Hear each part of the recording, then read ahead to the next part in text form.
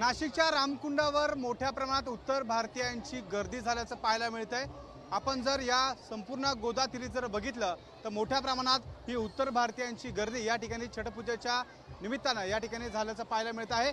एकूण जर पाहिलं तर हा उत्तर भारतीयांचा महत्त्वाचा सण म्हणून या छठपूजेच्या विधिवत पूजेकडे बघितलं जातं। आजच्या निमित्तानं या ठिकाणी रामकुंडावर उत्तर भारतीयांची मोठी गर्दी या ठिकाणी पाहायला मिळत आहे। मावळत्या सूर्याला अग्र्य देण्यासाठी आणि उत्तर भारतीय या ठिकाणी ही संपूर्ण गर्दी या ठिकाणी करत असल्याचं पाहायला मिळतंय।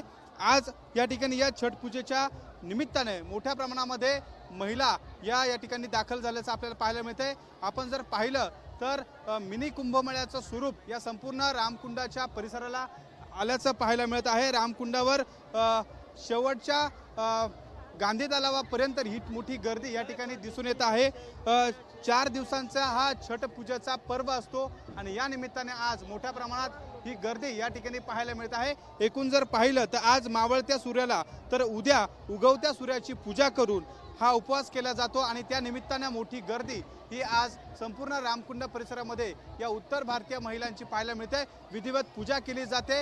ही पूजा सुख समृद्धीसाठी आणि त्यासोबत पतीच्या दीर्घायुष्यासाठी देखील केली जाते आणि त्याच निमित्तानं ही मोठी गर्दी या ठिकाणी आज संपूर्ण रामकुंड परिसरामध्ये उत्तर भारतीय महिलांची पाहायला मिळते आहे। कॅमेरामॅन मयूर बारकेसह शुभम बोडके, एबीपी माझा, नाशिक। एबीपी माझा, उघडा डोळे बघा नीट।